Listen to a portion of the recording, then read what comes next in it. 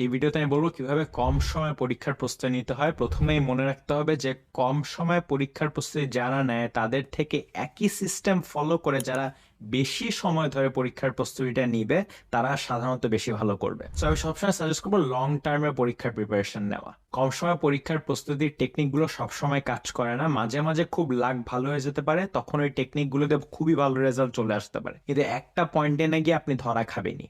এবং এটা সব ধরনের পরীক্ষার জন্য সবসময় পারফেক্টলি কাজ করে না, এই জন্য আমি সবসময় রেকমেন্ড করবো লং টার্ম ধরে পরীক্ষার প্রিপারেশন নিতে।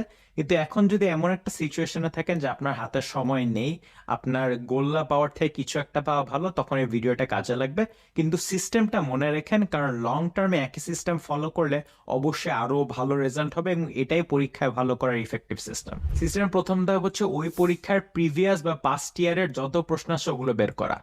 কোনো অ্যাডমিশন পরীক্ষা থাকলে অবশ্যই পাস্ট পেপার অনেকগুলো থাকবে। যদি অ্যাডমিশন পরীক্ষা না হয়, ইন্টারনাল এক্সাম হয়, আপনার স্যার ম্যাডামদের কাছ থেকে, বড় ভাই আপুদের কাছ থেকে আগের বছরের প্রশ্নগুলো পাওয়ার চেষ্টা করবেন। যদি প্রশ্নগুলো না থাকে, টপিক কি কি আছে ওইটার একটা লিস্ট করবেন এবং ওই টপিক ধরে ধরে স্যার ম্যাডামরা ক্লাসে কোন অঙ্ক করেছে, ক্লাসে কোন প্রসেসটা পড়েছে, কোন প্যারাগ্রাফটা পড়েছে, ওটার একটা লিস্ট করে ফেলেন।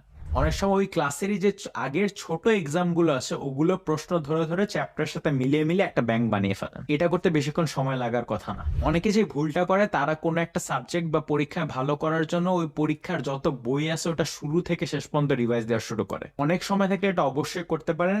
লং টার্মে আপনার কোনো একটা সাবজেক্টের থিওরিটিক্যাল মাস্টারি অনেক রেজাল্ট এনে দিবে। কিন্তু যদি কম সময় থাকে এবং আমাদের অবজেক্টিভ থাকে শুধু পরীক্ষায় ভালো করা, আমাদের পরীক্ষার প্রশ্ন থেকে শুরু করতে হবে। পরীক্ষার প্রশ্ন ব্যাংক কালেক্ট করা বা বানানোর পর সেকেন্ড ধাপ হচ্ছে ওই পরীক্ষার প্রশ্নগুলো পরীক্ষা যে ফাইনাল ফরম্যাট থাকবে, যে 2 ঘন্টা 30টা প্রশ্ন, ওরকম কোয়েশ্চেন ব্যাংকটা ওই একইভাবে প্র্যাকটিস করা। তার মানে হচ্ছে পরীক্ষায় যদি 100টা এমসিকিউ থেকে 2 ঘন্টা, আমি একটা প্রশ্ন ব্যাংক নিব যেখানে 100টা এমসিকিউ আছে পরীক্ষার আকারে, এবং আমি 2 ঘন্টা ওটা অ্যান্সার করার চেষ্টা করব কোনো হেল্প ছাড়া।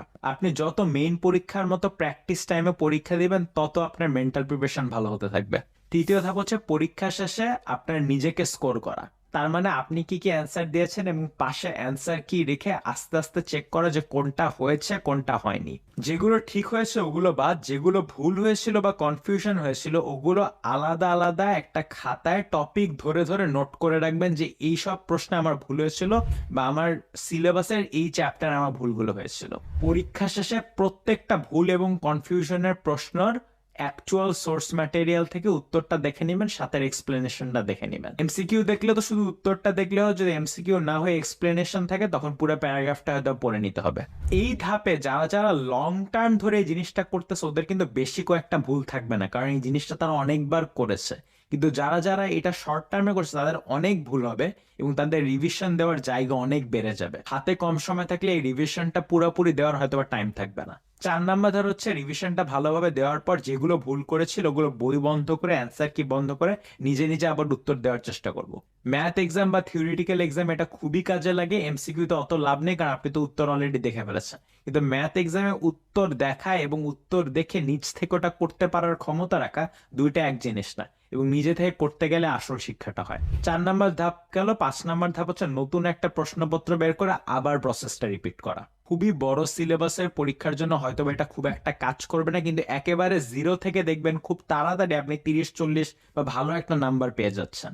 লাকি থাকলে টপ রেজাল্ট হয়ে যেতে পারে, লাকি না থাকলে হয়তো টপ রেজাল্ট না হলে মোটামুটি একটা ভালো রেজাল্ট চলে আসবে। তো খুবই গুরুত্বপূর্ণ এক্সাম, অনেক বড় সিলেবাস, এগুলো থাকলে এই প্রসেসটা কয়েক মাস আগ থেকে শুরু করুন।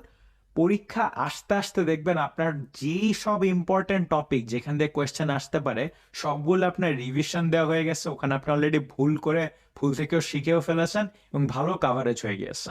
একটা পরীক্ষার বইয়ের অনেক পাতা থেকে এবং এর অনেক পাতাগুলো থেকে কখনোই কোনো প্রশ্ন আসবে না, ওগুলো পড়েও লাভ নেই। আমাদের ফোকাস থাকতে হবে হচ্ছে পরীক্ষায় যেসব প্রশ্নগুলো আসে ওগুলো অ্যান্সার করা। অবশ্যই ভালো সায়েন্টিস্ট হতে, ভালো একাডেমিক হতে, সব ধরনের কনসেপ্টটি ক্লিয়ার করা ভালো, এবং লং টার্মে প্রত্যেকটা পাতার ইম্পর্টেন্ট আনইম্পর্টেন্ট কনসেপ্টগুলো জানা ভালো।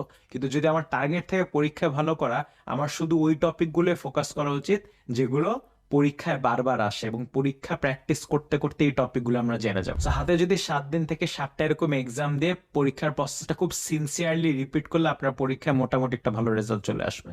আমি আমার মেডিকেল অ্যাডমিশনে 3-4 মাস ধরে এটাই করেছিলাম, চান্স পেয়েছিলাম। আইবি অ্যাডমিশনেও এটাও করেছিলাম, চান্স পেয়েছিলাম। এসএটি পরীক্ষা আমি, আমার চেনা জানা অনেক ফ্রেন্ড একই জিনিসই করেছিলাম, এসএটি পরীক্ষা